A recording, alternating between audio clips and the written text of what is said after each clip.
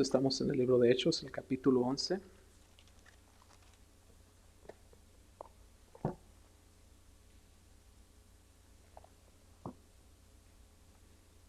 Y nos quedamos terminamos hasta el verso 18. Hoy vamos a continuar del 19 en adelante.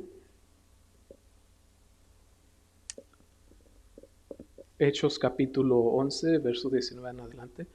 Dice: Ahora bien, los que habían sido esparcidos a causa de la persecución que hubo con motivo de Esteban, pasaron hasta Fenicia y Chipre y Antioquía, no hablando a nadie la palabra, sino solo a los judíos. Pero había entre ellos unos varones de Chipre y de Cirene, los cuales cuando entraron en Antioquía, hablaron también a los griegos, anunciando el evangelio del Señor a Jesús, y la mano del Señor estaba con ellos, y gran número creyó y se convirtió al Señor. Llegó la noticia de estas cosas a los oídos de la iglesia que estaba en Jerusalén, y enviaron a Bernabé que fuese hasta Antioquía. Cuando llegó y vio la gracia de Dios, se regocijó y exhortó a todos a que con propósito de corazón permaneciesen fieles al Señor, porque era varón bueno y lleno del Espíritu Santo y de fe. Y una gran multitud fue agregada al Señor. Después fue Bernabé a Tarso para buscar a Saulo, y hallándole le trajo a Antioquía. Y se congregaron allí todo un año con la iglesia y enseñaron a mucha gente, y a los discípulos se les llamó cristianos por primera vez en Antioquía. En aquellos días unos profetas descendieron de Jerusalén a Antioquía, y levantándose uno de ellos, llamado Ágabo, daba a entender por el Espíritu que vendría una gran hambre en toda la tierra habitada, la cual sucedió en tiempo de Claudio. Entonces los discípulos, cada uno conforme a lo que tenía, determinaron enviar socorro a los hermanos que habitaban en Judea, lo cual en efecto hicieron, enviándolo a los ancianos por mano de Bernabé y de Saulo. Vamos a orar. Padre amado, gracias te doy por la palabra, Señor, la guianza que es tu palabra, que es la que nos guía, Señor, cuando las circunstancias de la vida, Señor, a veces no nos dejan mirar con claridad. Padre, gracias porque tenemos esa ancla, Señor, porque tenemos esa guianza que es tu palabra, Señor, que es la que nos gobierna, Señor, que no hay ningún otro compás, Señor, no hay ninguna otra guía, Señor, superior a tu palabra, Padre. Gracias por haberla dejado. Espíritu Santo, te pido que la interpretes en esta tarde, Señor, que uses este vaso, Señor, y que toda la gloria sea tuya, mi Dios, y toda la gloria recibida, Señor, en todos los que la oyeren, Padre, que traiga la gloria a ti, eterno Dios. Gracias te doy en el nombre de Jesús. Amén. Dice, ¿verdad?, el verso 19, dice: ahora bien, los que habían sido esparcidos a causa de la persecución que hubo con motivo de Esteban, pasaron hasta Fenicia, Chipre y Antioquía. ¿Recuerdan la persecución que hubo, verdad? A través cuando mataron a Esteban, todas las personas, ¿qué empezó a hacer la iglesia? Empezó a huir. ¿Por qué? Porque la iglesia tenía miedo, ¿verdad? A veces, ¿verdad? Esto ya lo he dicho anteriormente. Nosotros como humanos, ¿verdad? Dios nos hizo llenos de emociones, ¿verdad? Y aunque tengamos al Señor, a veces hay circunstancias que son dignas de miedo. Y aunque Dios nos puede librar, Dios miramos que no condenó esta acción de la iglesia, ¿verdad? Sino que al contrario, que Dios utilizó el miedo de la iglesia, porque por este miedo que tuvo la iglesia se expandió fuera de Judea, alcanzando a otras aldeas, a otros pueblos. Entonces Dios utilizó inclusive hasta en nuestra debilidad, Dios nos utiliza. Por eso le dijo a Pablo, ¿verdad?, que bástate mi gracia, dice, porque mi poder se perfecciona en tu debilidad, no en tu fortaleza, sino Dios se perfecciona en tu debilidad, hasta en eso se glorifica. Entonces, ¿verdad?, dice que muchos habían sido esparcidos, ¿verdad?, hasta Antioquía, que viene siendo como 300 millas de Judea, ¿verdad? Siempre lo digo, ¿verdad?, como ir de aquí a Fresno, ¿verdad? O sea que entre más se iba la gente, ¿verdad?, más lejos, es que parecía que la persecución era más seria, ¿verdad? Y miremos el aspecto, ¿verdad?, lo que hacían ellos. Dice: pasaron hasta Fenicia, Chipre y Antioquía, no hablando a nadie la palabra, sino solo a los judíos. ¿Por qué ustedes creen que solamente hablaban a los judíos? ¿Por qué no le hablaban a todas las personas? Hay dos opciones por las cuales nada más estaban hablando a los judíos. Una, o tenían miedo, O número dos, o estaban en ignorancia de que el evangelio también era para los gentiles, ¿verdad? Y parece que la más común sería que aún no sabían que el evangelio también era para los gentiles. Recuerden que al comenzar este capítulo, ¿verdad? Pedro fue el primero, ¿verdad? Que le dijo el Señor, corre a la casa de Cornelio. Y cuando llegó él a Judea, ¿verdad? Le dijeron, hey Pedro, pues ¿qué estás haciendo? ¿Que no eres ortodoxo? ¿Que no sigues tú las regulaciones? ¿Verdad? Y Pedro le dijo, no, sino Dios no ha hecho excepción de personas, sino que de igual manera que como en ustedes se derramó el Espíritu Santo, también se está derramando sobre los gentiles, sobre las personas de otras naciones. Entonces, ¿verdad? Dice que no hablaban a nadie, sino solamente a los judíos, pero aquí miramos la diferencia.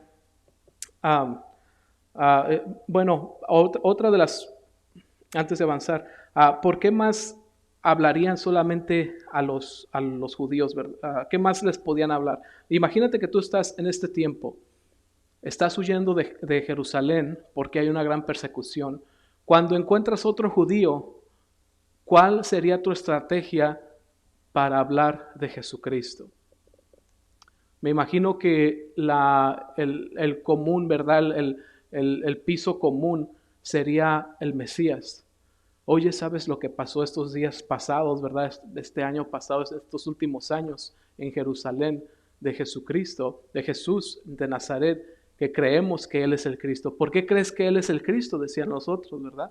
Pues porque mira, recuerda lo que dice la profecía, esto y esto y esto y esto. Entonces interesaba a los otros judíos que vivían en las otras naciones y ponían atención de que Cristo era, de que Jesús era el Cristo. ¿Y cuál sería entonces cómo se acercarían a los gentiles? Porque los gentiles no sabían, muchos de ellos ni sabían que había un Mesías, ni que iba a haber un Mesías. ¿De qué manera se podrían acercar los judíos a los gentiles para introducir a Jesucristo?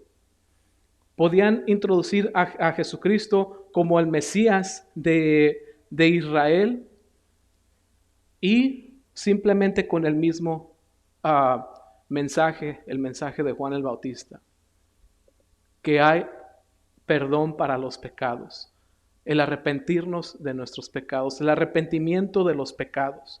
Ese sería otra de las formas en las que ellos podían hablar a los gentiles.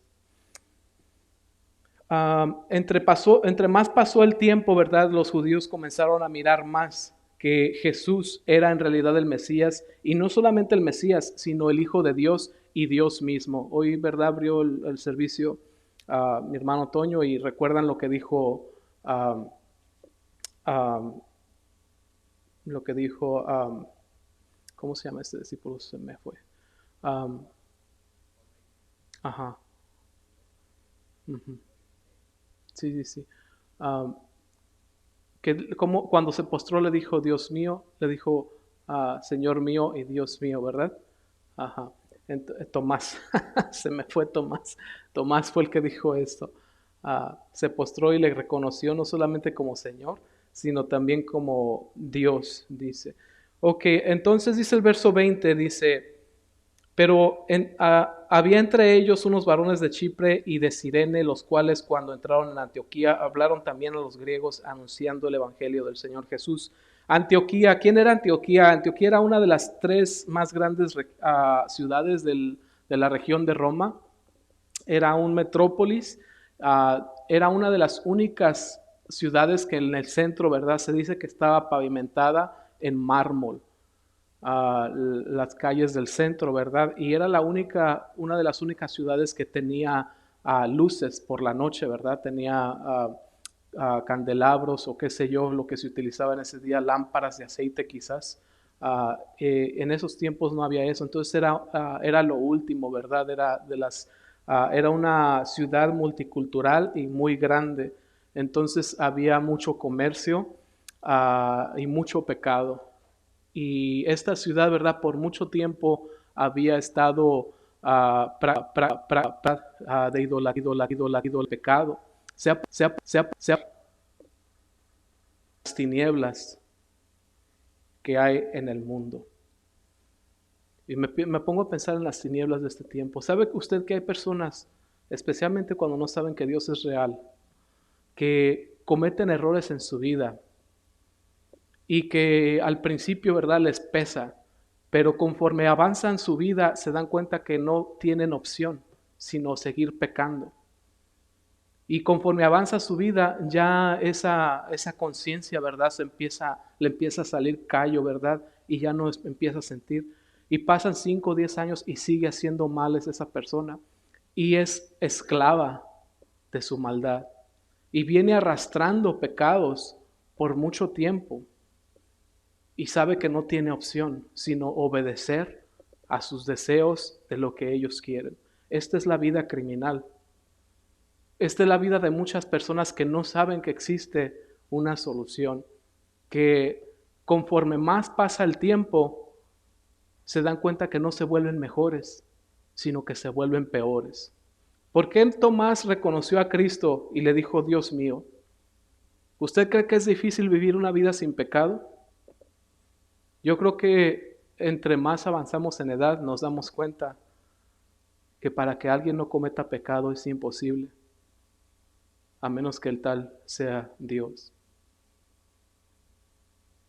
Y llegaron a este lugar donde personas, ¿verdad? Había muchos esclavos, ¿verdad? Había prostitución, de idolatría, había personas, pues malhechores, ¿verdad?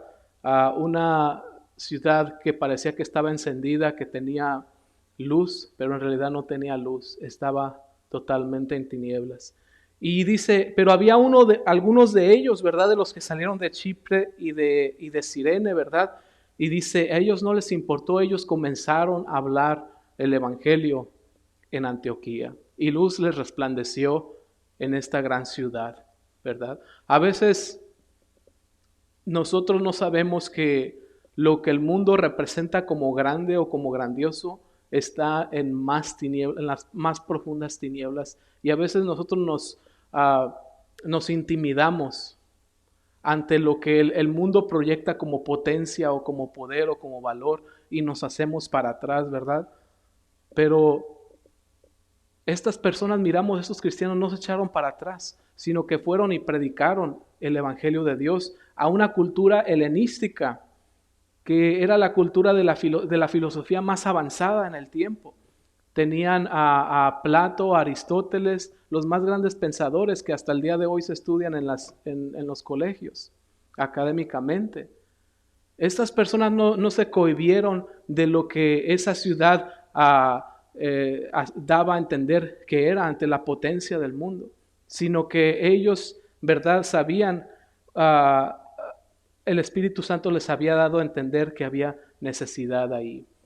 Y lo mismo, ¿verdad?, nos dice a nosotros el Señor. Nunca te cohibas, nunca te sientas inferior ante personas reconocidas o de renombre en el mundo. ¿Por qué? Porque todos tenemos un común denominador, y ese denominador es el pecado. Y hay gente que aunque tenga un título o no tenga un título, puede estar arrastrada de pecados, puede estar esclavizada a la maldad, a robar. Pensarás que los políticos no roban, a lo mejor en otro mundo no, pero pueden estar esclavizados a malos hábitos, por lo cual los hace candidatos a recibir la salvación. Yo recuerdo, ¿verdad? En algunas ocasiones lo he dicho, cuando estaba estudiando el colegio, ¿verdad? Me tocó trabajar como por 2 años en un lugar de personas preparadas, ¿verdad? Con doctorados, había diferentes tipos de personas profesionistas. Y yo recuerdo que me quiso dar lástima de mí mismo, porque me miraba todo mugrosito, ¿verdad? Así como anda uno en el trabajo. Y la gente, ¿verdad?, a veces te trata como te ve. Pero recuerdo que pasaron unos arquitectos, allá había abogados, arquitectos, ingenieros, doctores, psicólogos, psiquiatras, todo eso había ahí. Y cuando yo estaba estudiando la apologética. Y me quise sentir mal, ¿verdad? Porque no tuve un futuro quizás como el de estas personas. Y recuerdo que iba entrando al baño, el baño común que usaban todas estas personas, y sentí que el Espíritu Santo me dijo, no te preocupes, te tengo aquí porque te van a escuchar. Y de sentirme lo más peor y lo más bajo, como si Dios me hubiera levantado hasta la mera cima y no tuve otra cosa sino quebrantarme y llorar, ¿verdad? Y darle gracias. No pasaron ni 2 días, yo creo, de eso, y el Señor me abrió las puertas para abrir con todos los profesionales de ahí. Todos, yo pienso que hasta se maravillaban ¿verdad?, de que alguien les hablara al nivel y en su comodidad de ellos. Recuerdo que los primeros, ¿verdad?, fueron los arquitectos. ah, Después hasta con una persona, ¿verdad?, que conozco, otra persona, ¿verdad?, que también es cristiana, hasta ahí. Y simplemente, ¿verdad?, mirar cómo Dios también, y el saber que ellos también pueden estar y que están en pecado y que necesitan un Salvador. ¿Verdad? Estuve hablando hasta con el psicólogo y el psiquiatra, la última, ¿verdad? Y algunos de ellos hasta me preguntaron qué leía. Y no porque yo sabía algo, sino porque Dios les quería hablar. Dios podía haber usado también a cualquiera de ustedes. Dios podía haber usado a quien sea. Pero es porque Dios simplemente me tenía ahí para eso. Y no debemos de cohibirnos, ¿verdad?, cuando miremos algo que el mundo lo hace portray como que es algo excelente. Dice, también ellos sí se anunciaron el Evangelio del Señor Jesús, y la mano del Señor estaba con ellos, y gran número creyó y se convirtió al Señor. ¿Qué se refiere cuando dice la mano del Señor estaba con ellos? La sabiduría del Señor estaba con ellos, la unción del Señor estaba con ellos, el poder del Señor. ¿Por qué el poder? Cuando Dios respalda tus palabras, las cosas pasan. Y no tienes que levantar enfermos. Cuando Dios respalda tus palabras, cosas pasan. ¿Sabes qué pasan? Las vidas son cambiadas. ¿Has visto personas cambiadas? ¿Has visto personas que le han dado su vida a Cristo? Dios está respaldando. Tú no lo puedes hacer. Esa no es gloria de hombres. Dios es el que hace eso. Dios es el que estaba haciendo esa obra. Por eso dice, la mano del Señor estaba con ellos. ¿Te ha tocado que cuando estás hablando con un inconverso sientes una unción de sabiduría? ¿Sientes una unción de que todo lo que estás diciendo tiene sentido? Esa es la unción de Dios, ese es el poder, esa es la mano de Dios sobre tu vida. Dice el verso 21, dice, y la mano del Señor estaba con ellos y gran número creyó y se convirtió al Señor. El verso 22 dice, llegó la noticia de estas cosas a oídos de la iglesia que estaba en Jerusalén y enviaron a Bernabé que fuese hasta Antioquía. Tenemos a Bernabé, ¿verdad? Recuerdan, fue el que introdujo a Pablo cuando nadie quería hablar con Pablo después de su conversión. Lo introdujo a los hermanos, ¿verdad? A los apóstoles. Es este mismo Bernabé. Dice que miró, lo mandaron traer y cuando vino, ¿verdad? Miró la gracia de Dios sobre ellos y se regocijó. ¿Qué gracia miró? ¿Sabes cuál es la gracia de Dios? El mirar una persona regenerada. El saber que había personas ahí, ¿verdad? Con quizás arrastrando una vida de pecados, arrastrando una vida de rencores, arrastrando una vida de envidias y estando sujeto a eso y de repente conocer al Señor. Y al entrar Bernabé y mirar lo mismo que estaba pasando en Jerusalén, mirarlo entre personas que eran totalmente de otra nacionalidad, dice que se regocijó, ¿verdad? ¿Qué es regocijarse? Gozarse, ¿verdad? En extremo. Le dio mucha alegría el mirar que otras personas habían sido regeneradas por el poder del Espíritu Santo. Dice, se regocijó, dice, y exhortó a todos que con propósito de corazón permanecieran fieles al Señor. Después de que hubo visto, ¿verdad? Después de que se regocijó, dice, exhortó, o sea, animó a los demás, ¿verdad? A que con propósito de corazón, dice, permanecieran. ¿Qué es hacer algo con propósito de corazón? Una cosa es cuando te viene la información, te viene el Evangelio, te viene la palabra de Dios y la entiendes, ¿verdad? Y toca tu corazón. Una vez que Dios ha tocado tu corazón y te dice, necesitas cambiar, ya no puedes seguir haciendo esto. Y de cuando en cuando a los cristianos también nos pasa eso. Cuando nos estamos descarriando, cuando empezamos a poner más atención a las cosas del mundo que a la palabra del Señor. Y les dice Bernabé, ¿verdad? Necesitan proponerse en su corazón, que con propósito de corazón se definan. Ese es el momento, ¿verdad? Cuando nosotros tenemos que dar nuestra vida al Señor. Cuando haces una decisión, cuando te propones. Hay una canción, ¿verdad? Se llama Es Tiempo. Me gusta mucho, ¿verdad? Ese es tiempo de decidir por quién yo vivo. No sé si la han escuchado. Um, está muy bonita. Y cuando haces esa decisión, ¿verdad? Es cuando eres libre. Hay personas que escuchan inclusive hoy este mensaje y Dios les habla para que cambien, para que con propósito de corazón sean fieles a Él. Y tienen que hacer ese cambio. O siguen arrastrando una vida de pecados. Les está diciendo, permanezcan fieles. Ya basta de arrastrar una vida de mentiras. A veces como que nos gusta la vida de la mentira, el seguir en la vanagloria de la vida sabiendo las consecuencias que trae. Les está diciendo, ¿verdad? Ya basta de una vida, de arrastrar una vida de mentira y una vida de fracasos. Porque eso es lo que ofrece el mundo, solamente fracasos. Qué hermoso es y qué hermoso fue para Bernabé haber visto esta ciudad, Antioquía, la cual creció, ¿verdad? Se hizo una gran iglesia ahí, que estaba atada a la esclavitud del pecado y del diablo, y haber sido liberada por el poder del Evangelio, y haber visto la regeneración en las personas. Porque eso es lo que hace la palabra de Dios, dice Romanos 12, ¿verdad? Renovados conforme al entendimiento, ¿verdad? De nuestra mente, por el Espíritu. Eso es lo que hace la palabra de Dios. Y ¿sabes qué? No hay ninguna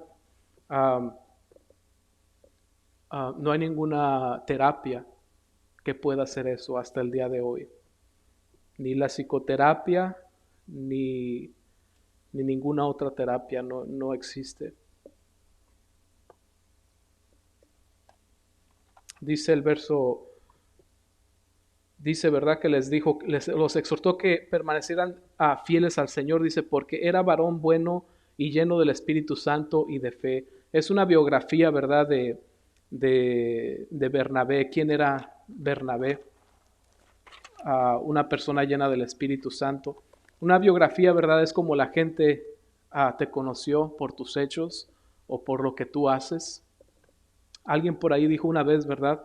Si en el tiempo de la persecución te acusaran a ti de ser cristiano y te trajeran a juicio, ¿encontrarían suficiente evidencia para condenarte?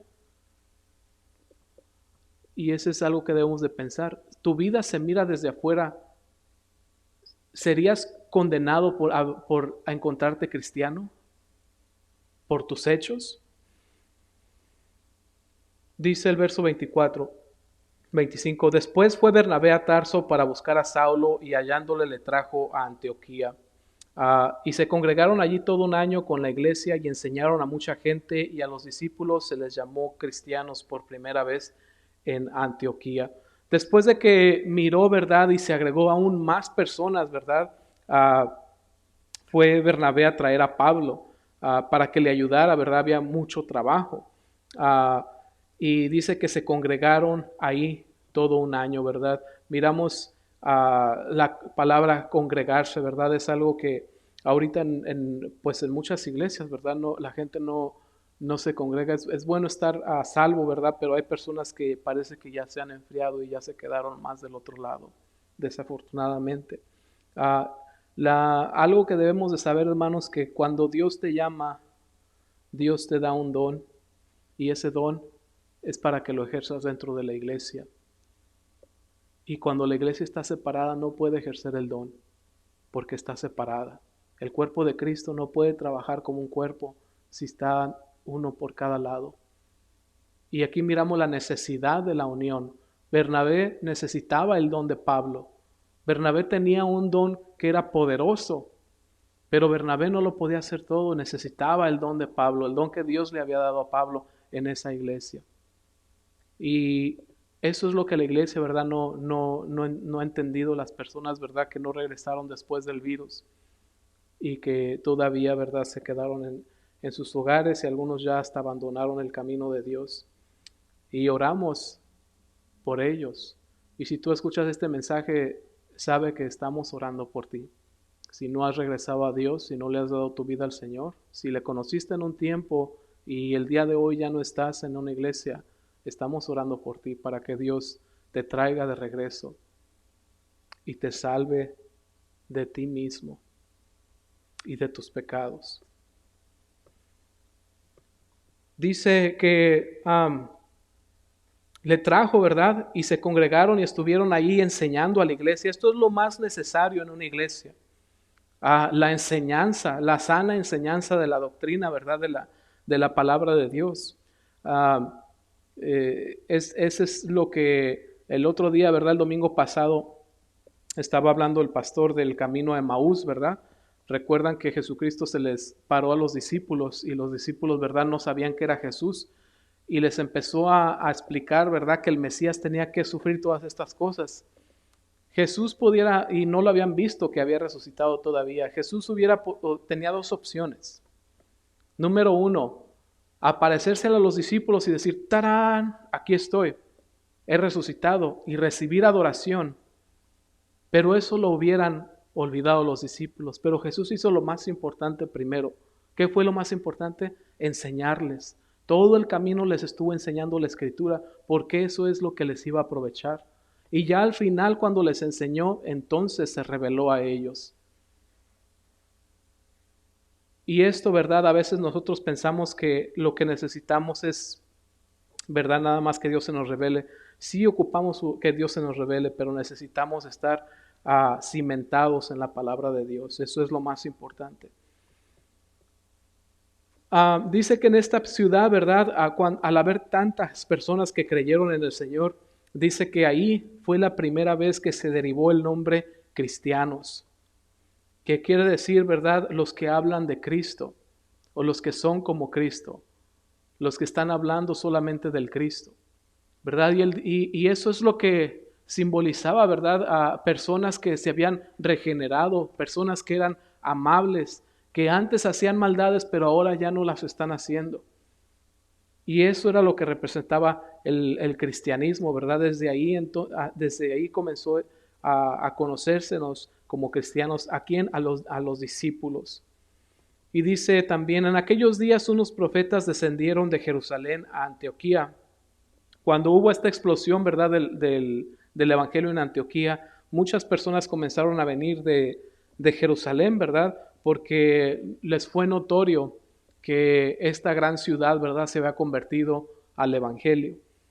Y inclusive los profetas, ¿verdad?, algunos de los profetas, en el Antiguo Testamento se conoce, ¿verdad?, había como familias de profetas. Hay quienes dicen que había escuela de profetas. No sé cómo puedas hacer eso, ¿verdad?, pero hay algunas personas que dicen que había escuelas de profetas. Bueno, pero había familias, ¿verdad?, de profetas. En el Nuevo Testamento, estos profetas son profetas de la iglesia, ¿verdad? No son profetas del judaísmo, sino de la iglesia.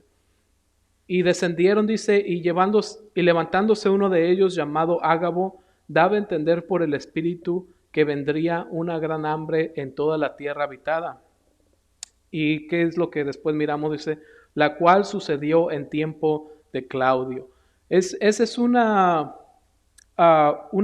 cosa muy difícil. Dice el libro de Primera de Corintios, ¿verdad? Que el que tenga el don de la profecía lo use conforme a la medida de la fe. Pero, ¿qué ministerio más difícil es el de un profeta? ¿Por qué? Porque si estás entre personas que razonan la Escritura y que no se van a dejar llevar por cualquier cosa, ¿verdad?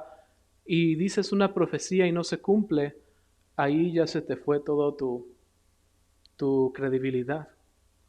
Aquí miramos, ¿verdad? Que este Ágabo dijo, va a venir una hambre, y dice que sí se realizó. Y a mí me da temor, hermanos, que las personas a veces han creído en el Señor. Y personas, ¿verdad? Que andan en lugar en lugar, a veces llegan a los lugares y te dicen, como saben que nunca te van a volver a ver en la vida, te dicen, hermano, el Señor me está diciendo esto y el otro, ¿verdad? Algunos lugares, ¿verdad? Simplemente lo digo por amor de la iglesia, no porque yo gane algo, porque me da lástima que hay personas que buscan al Señor y les digan esto, a veces terminan hasta sin dinero o entregando cosas, ¿verdad? Por alguien, ¿verdad? Que está usando el Evangelio para su propia perdición. Así es de que el don de la profecía, ¿verdad? Es si Dios dijo, dilo. Pero si Dios no dijo, mejor no digas nada. Y así, ¿verdad? Toda la gloria es para el Señor. Dice, entonces los discípulos, cada uno conforme a lo que tenía, determinaron enviar socorro a los hermanos que habitaban en Judea, a lo cual en efecto hicieron, enviando a los ancianos por mano de Bernabé y de Saulo.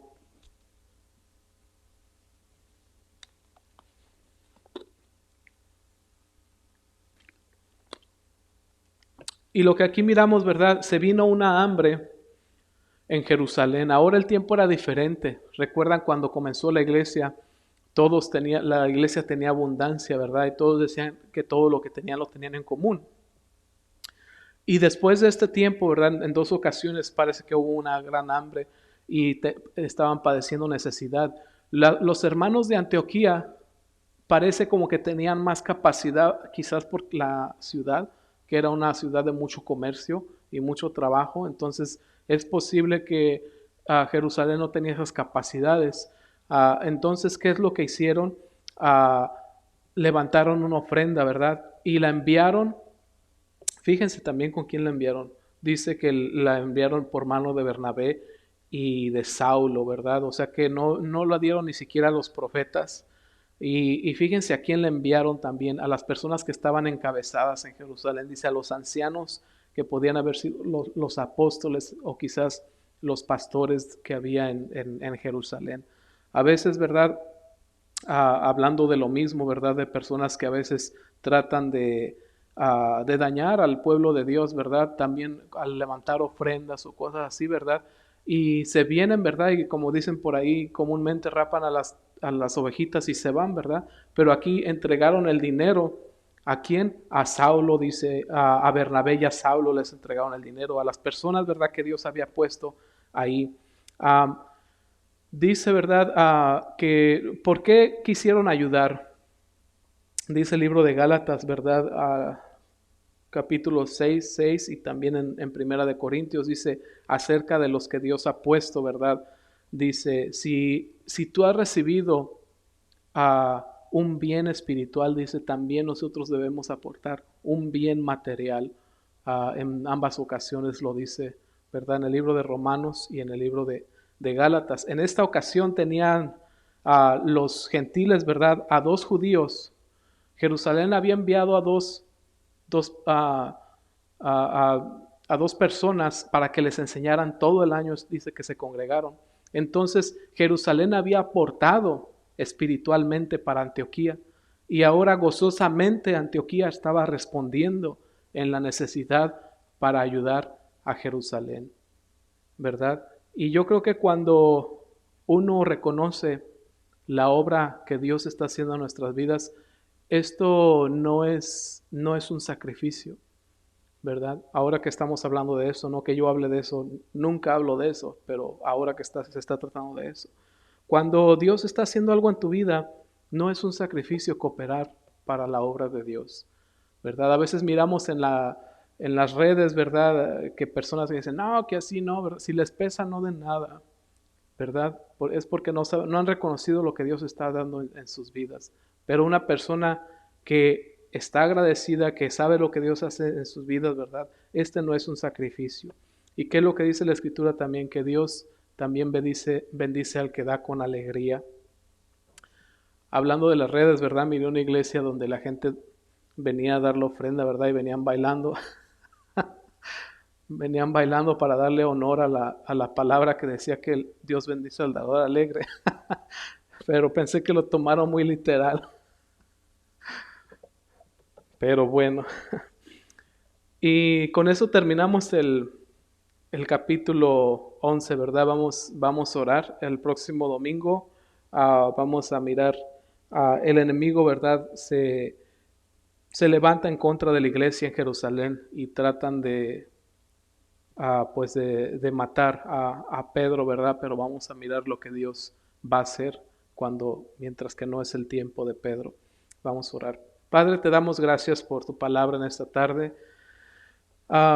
Y por lo que hiciste, Señor, en Antioquía, mi Dios, gracias por tantas personas, Señor, que fueron salvas, Señor, que te conocieron, mi Dios, esa alegría, mi Dios, que dice aquí que tenía Bernabé, la queremos tener nosotros, Padre.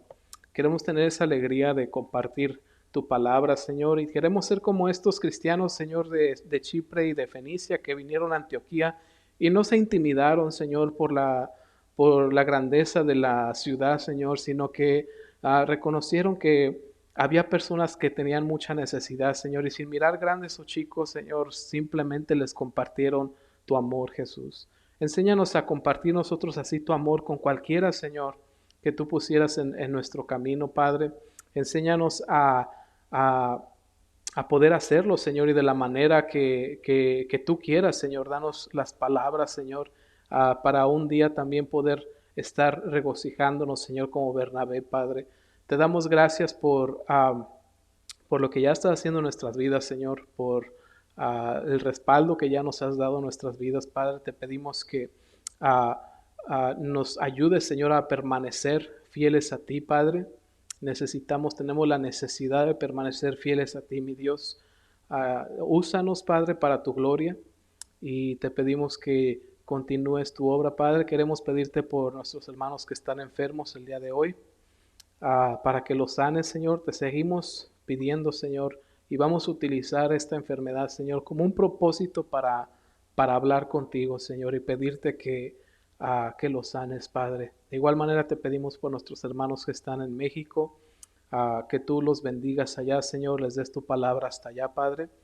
Les llegue tu bendición hasta allá, mi Dios. Bendícelos, Padre, y cuando sea su tiempo, regrésalos con bien.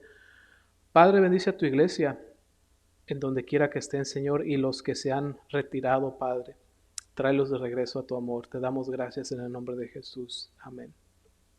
Dios les bendiga.